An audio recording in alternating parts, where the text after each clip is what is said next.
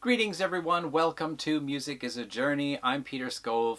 Today I want to talk about some of the albums from 1984, which was a great year if you were a heavy metal fan. I started my music journey around 1982. I think it was 1982. By 1983 I was already building up a pretty decent collection of cassettes, and 1984 was probably just like the explosion year for me, where I think because I started delivering newspapers and had some little extra bit of money, I would actually go out and buy lots and lots of cassettes. So I wanted to break this up into different groups because there are just so many albums to talk about, and I don't even have all of them. But I thought I would show 10 albums that appear when you do research on the internet and take a look for lists of heavy metal and hard rock albums from 1984. These are the albums that show up on pretty much every list. So I thought I'd take a look at 10 of those. I think it's 10 and possibly 11 or 12 because there were a couple I didn't have that I don't have now that were important to mention. Then I would like to do another 10 or so of albums that are also from 1984 that I think are worth mentioning.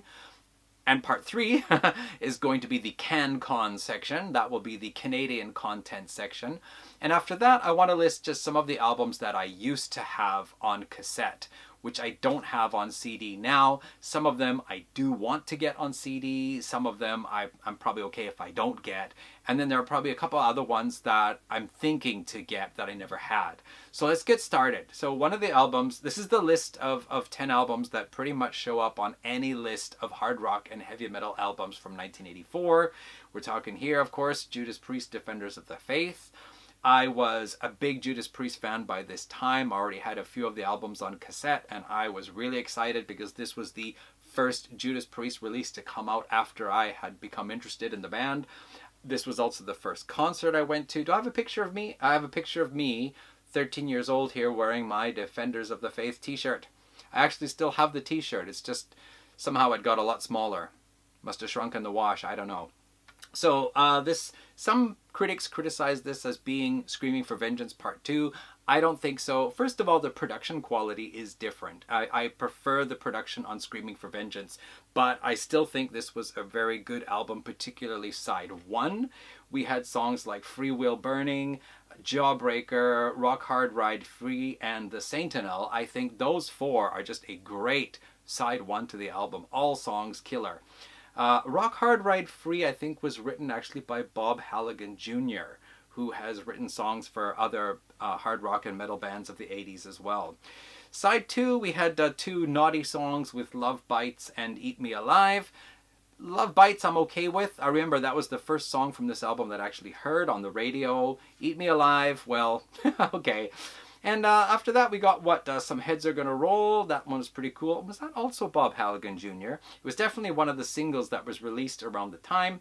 And Night Comes Down being the big emotive ballad. And then finally, Heavy Duty and Defenders of the Faith, which is just kind of the concert chant one. I don't know, I still like Screaming for Vengeance better, but there are definitely some excellent tracks on this album. So Judas Priest, Defenders of the Faith, and I think in the same breath you gotta mention Iron Maiden's Powerslave, their 5th album, and this was the second concert I ever went to.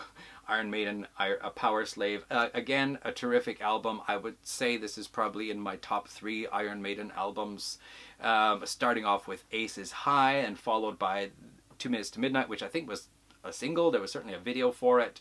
Lost for Words, Big Aura, Flash of the Blade, typical Iron Maiden type song. The Duelists, Back in the Village being the song where, I don't know if you can kind of pass that one over. You might have to, it might be one of those deep cuts, or it might be one of those ones where it's maybe the least favorite, not sure. But of course, Powerslave, an excellent song, and Rime of the Ancient Mariner being known simply for the fact that it was over 14 minutes long, which was monstrous at the time in 1984 if you didn't know about all those prog albums of the 70s, but also because it was a Samuel Coolidge Taylor based on that poem there. So I remember my English teacher, she said Iron Maiden destroyed the poem, but for the rest of us, that was our introduction to it. So very cool album.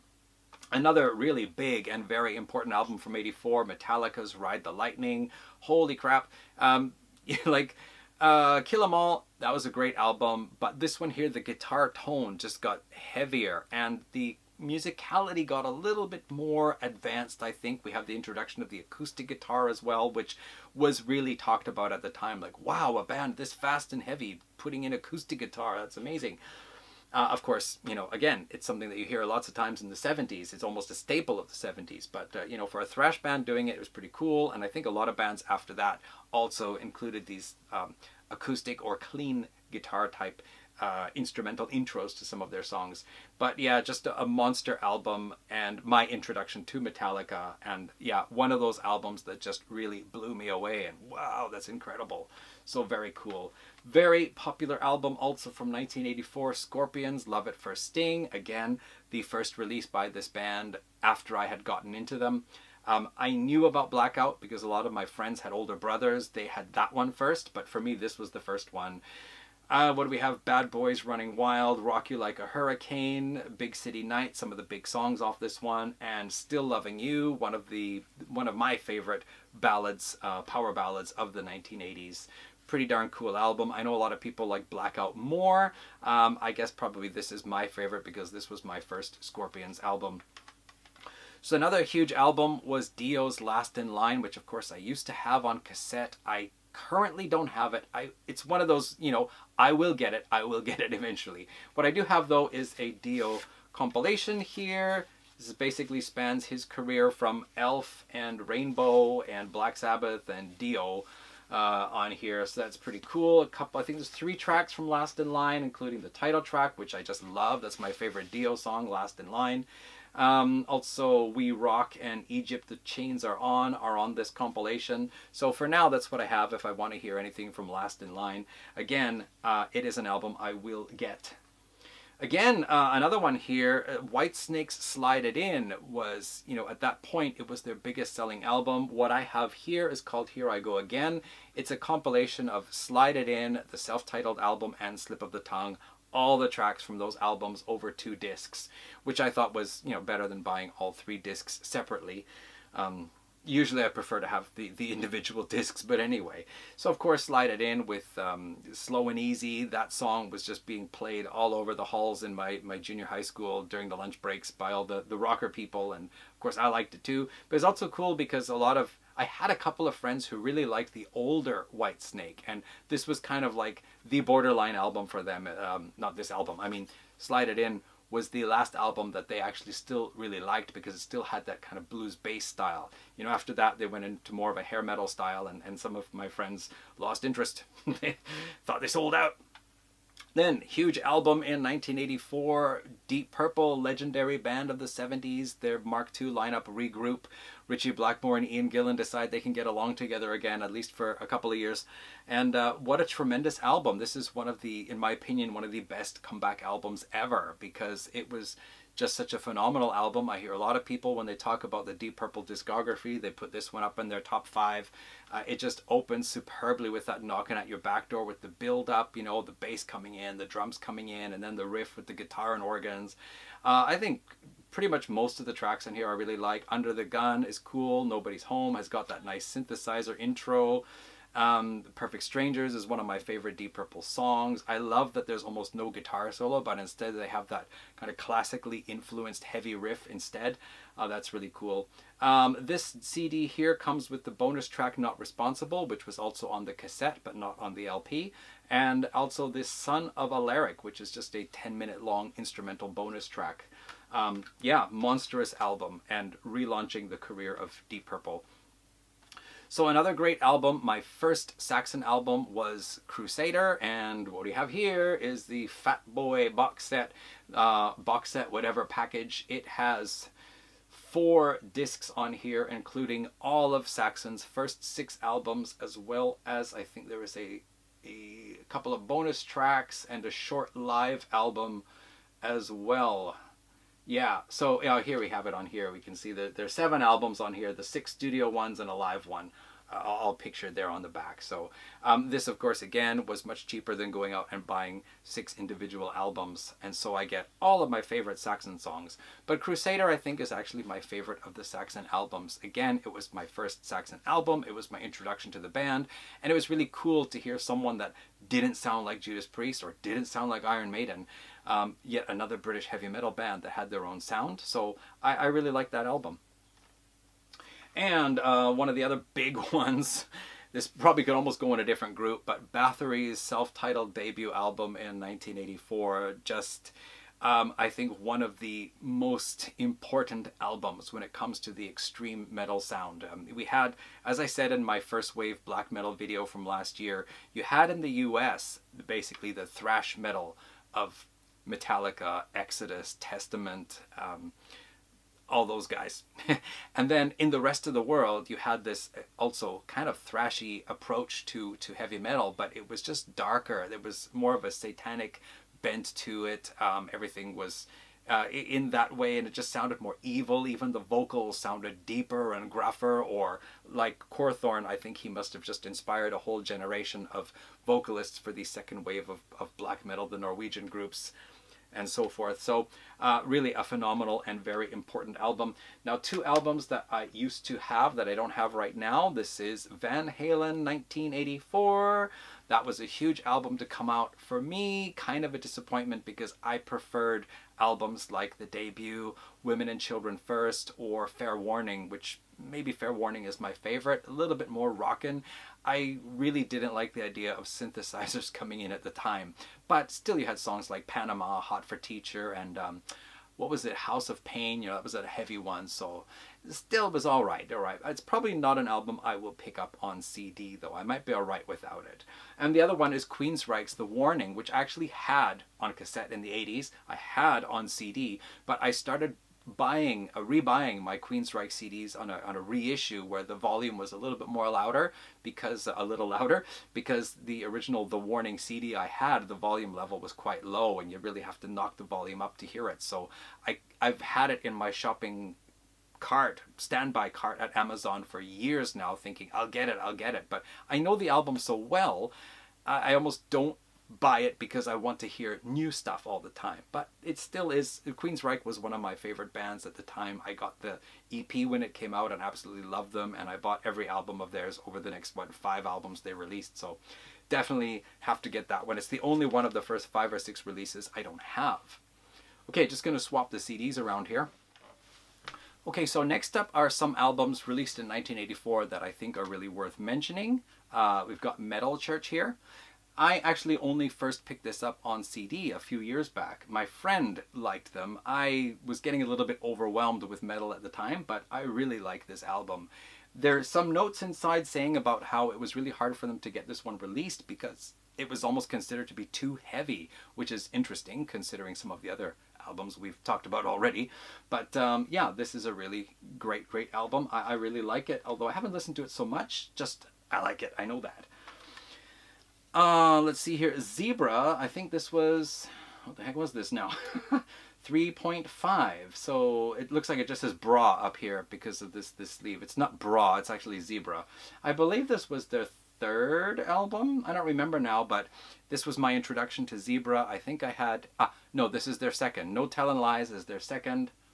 No Tellin' Lies is their 2nd album. 3.V was their 3rd album, which is also a really good one that I think I should get.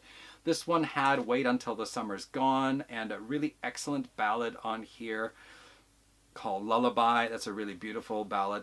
One thing, after I picked this up again a few years back and listened to it, I was really surprised at the kind of progressiveness of it.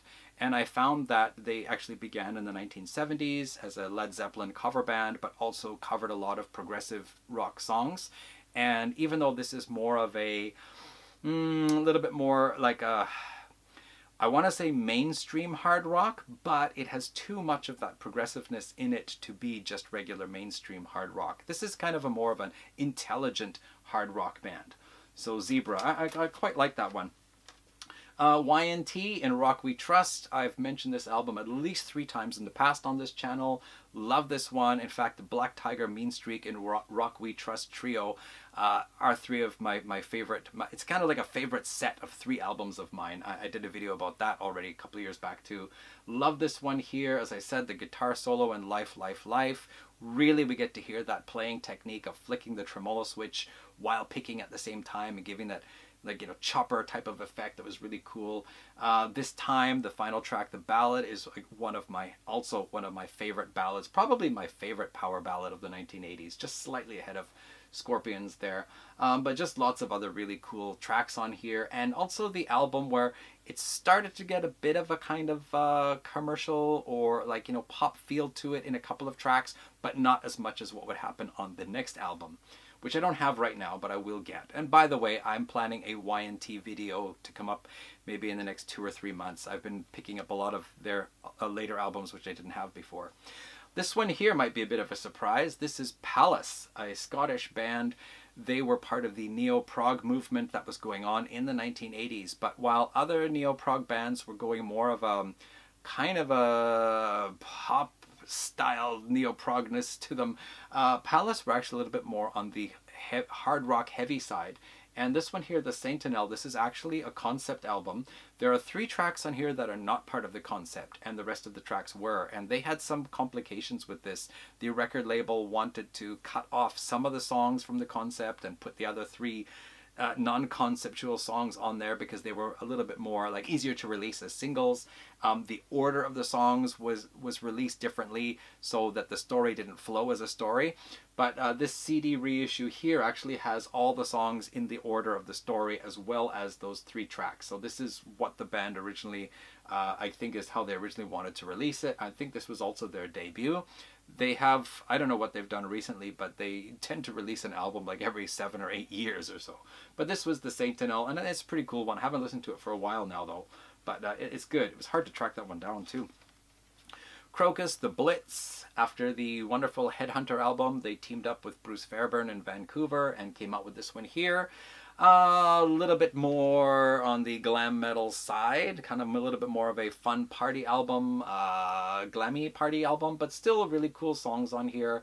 Their cover of Sweet's Ballroom Blitz, it's all right. Do prefer the original, but there are some other great tracks on here. This one was actually one of my secret discoveries. I think I was the only one in my school to have this album. This is Tyson Dog, Beware of the Dog. They were released on the Banzai label in Canada, which also featured bands like Destruction, Voivod, and even Metallica and Slayer's early stuff came out on Banzai, if I remember correctly. This was an album, it's part of the new wave of British heavy metal scene. A couple of the songs here have some really great riffs. It was produced by Kronos of Venom. And he actually does a guest vocal on a song called Demon, where he's in the background going, Demon! One thing to say is the production on the drums. I don't particularly like it. It's a really very loud, I don't know, is it the gated sound? It just, the drums sound overproduced. But some cool songs on here and some great riffs. Tyson Dog, I think they only ever released one other studio album after this. Trouble, Psalm 9, one of the bands for bringing back doom metal, anyway, taking inspiration from Sabbath from the 70s. Saint Vitus also being a band that released an album in this year, 1984, both of them of the kind of early doom metal scene rising up in the States. Witchfinder General in Britain doing the same kind of a thing here. So Psalm 9 is, I think, one of Trouble's most famous albums. I don't remember if it was their debut or not. Might have been their debut, but anyway, the songwriter and vocalist, forgotten his name now, but he actually has, is he listed on the back here? Yes, but I can't read it. Eric Wagner, maybe. Actually comes from, I think it was a Catholic or Christian background, but so some of the lyrics sometimes kind of reflect that, but he said he didn't specifically want to be a Christian band. Just, it influenced his writing. Then some EPs, Slayer's second release, Haunting the Chapel.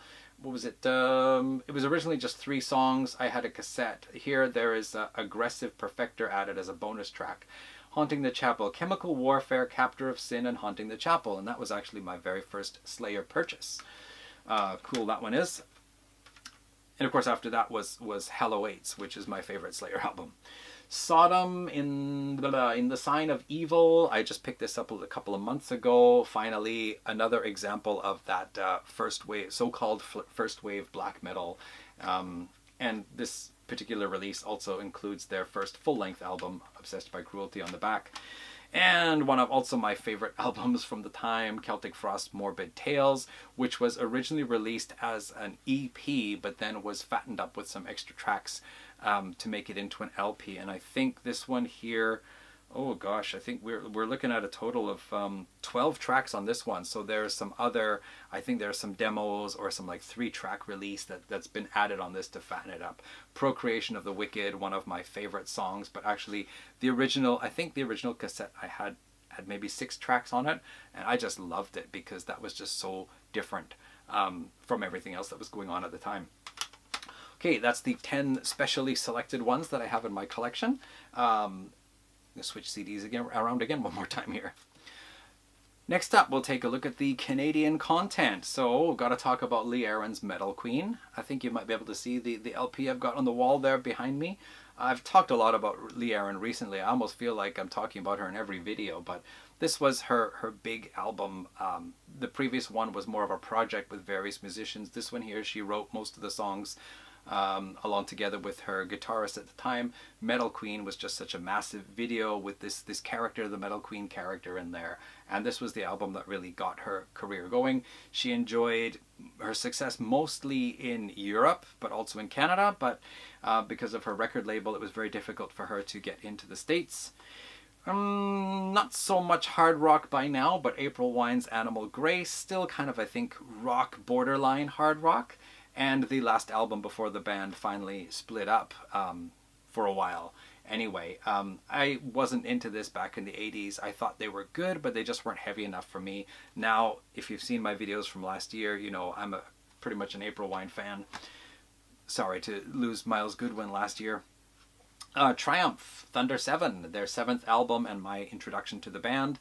I love this album. I know that some people don't like it because side A is not progressive enough or side B is not commercial enough, but I think they did a really cool idea with this. Side A was more of the, you know, radio type playable hard rocking songs, and then side B was quasi conceptual with these Time Goes By, Time Cannon, Killing Time, and very beautiful classical instrumental, Midsummer's Daydream. I think it's Rick Emmett's best classical piece on all of the Triumph albums. Oh, big one for me, Voivod, one of my favorite bands. They come out with their debut album, War and Pain. I've got 3 or 4 videos about Voivod covering their whole history and their discography. So that's from about 2 years ago now. Is it 2 years ago? It is 2 years ago now. So if you're interested, check that out. Some of my most viewed videos. But I love this album. I still love this album. Just a band that was doing something different from everybody else. And probably because they were from Quebec. But fantastic stuff. Another great one here, this is Kickaxe from Saskatchewan with an American singer. This was their debut album, Vices, and the song Heavy Metal Shuffle is one of my favorite 1980s songs. But this album was more known for On the Road to Rock. Pretty good, solid, well, anyway, heavy metal for 1984, you know, thrash metal excluded. Yeah, cool stuff. And I guess we also got to mention another popular Canadian band of the 1980s, Helix. This is their 2nd major label release, and 4th album overall, Walking the Razor's Edge. It is my favorite Helix album. I know a lot of people love No Rest for the Wicked more, but this was my first one, and this is my favorite one, featuring the song Rock You, also written by Bob Halligan Jr. My favorite song is Young and Reckless, and they also do a beautiful cover called Make Me Do Anything You Want, which is originally by a band called A Foot in Cold Water, who did that in the 1970s. Also a really cool band. So Helix. Don't know how many people remember this one. This is a band called White Wolf. I think they had 2 albums, possibly 3. This was their debut, Stand Alone. And what's their heavy metal song on here? They've got one called Metal Thunder. That's right, they have a song called Metal Thunder on here. It's heavy metal for 1984, but it is on that not quite so heavy side. I think their lead vocalist was actually Scottish born. which has nothing to do with the fact that they're not all that particularly heavy. But this in 1984, this was also considered heavy metal. I think it might be kind of borderline now, but anyway. And finally, I have to take out my Santer's box set here to find Guitar Alley, their third album. Santers was a band, two brothers, Rick and Mark Santers, and a third guy. It was a power trio. They released 3 albums in the 80s, and then they had a fourth one, which I don't remember if it was released finally or it was just shelved and got released for this box set only. But their 1984 album, their third one, was called Guitar Alley. Santers are a kind of melodic hard rock band, pretty cool, but I always felt that they were almost like the nice hard rock band as opposed to the sleazy one, you know? So that is my Canadian content section of my 1984 videos. And once again, I'm just going to move things around a little. Okay, the last thing I want to do is just list some of the, I'll just put the covers here. I want to list the albums that I used to have. So there was Twisted Sister's Stay Hungry, Rat Out of the Cellar. That has been on standby in my shopping cart at Amazon because I kept thinking, I remember I really liked it and I should get it. A Wasp's debut album, full-length debut. There it is. I Want to Be Somebody Soon. Pretty cool band. Might get it.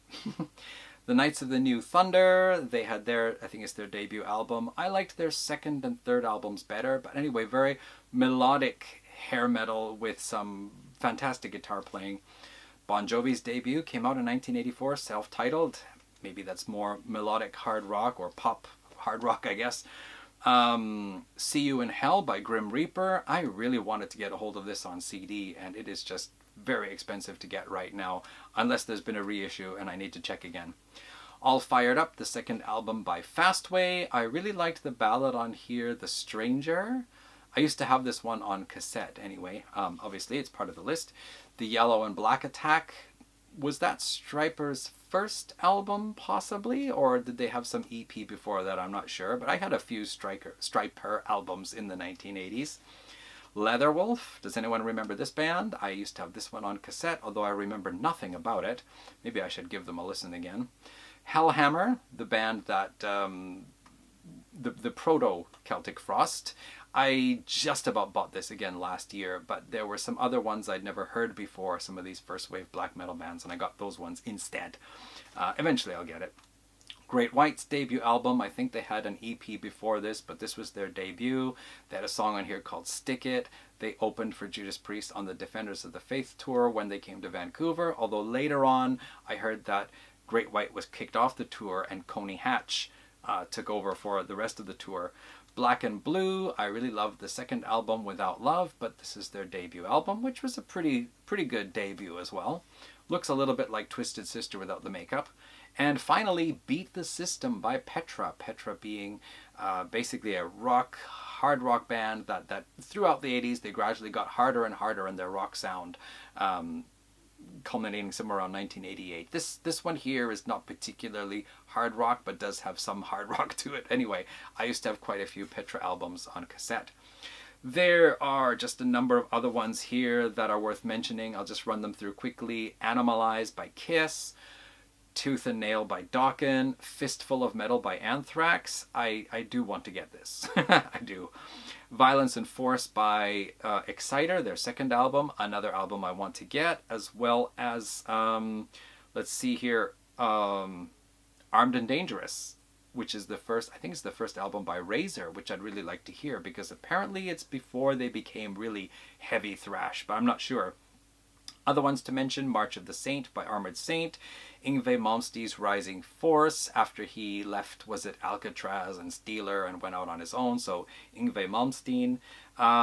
Projects in the Jungle, I think that's the second Pantera album, and all of these 80s albums, I think they've never been released on CD. I think the band are embarrassed by them. I'm not sure, but anyway. Dancing on the Edge, Lita Ford, that might have been her debut album. Not sure, but maybe. I had the one that came after this on cassette. I don't think I had this one. And then Condition Critical, Quiet Riot, and finally, I think Manowar maybe released 2 albums, Sign of the Hammer and Made in England. Okay, there are still some other ones. I mean, I could go on naming albums that I looked up, but I don't have any Wow, so what happened? I don't know, the camera just stopped recording last night for some reason. Anyway, that is my 1984 hard rock and heavy metal video. I didn't mention Venom's At War with Satan. I forgot all about that one, but yes, I had that one on cassette too in the 1980s.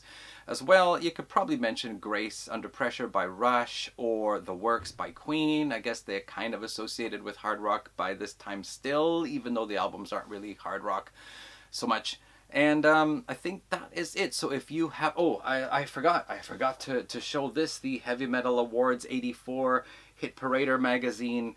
Got a whole list of bands here on the cover: Motley Crue, Van Halen, Rat, Judas Priest, Scorpions, Quiet Riot, Iron Maiden, AC/DC, Kiss, except Led Zeppelin, Def Leppard, Dio, Wasp, Deep Purple, Ozzy Osbourne, Queensryche, mentioned in here, Twisted Sister, Black Sabbath, Crocus, Raven, Ted Nugent, Black and Blue, Billy Squier, Loudness, and Rush.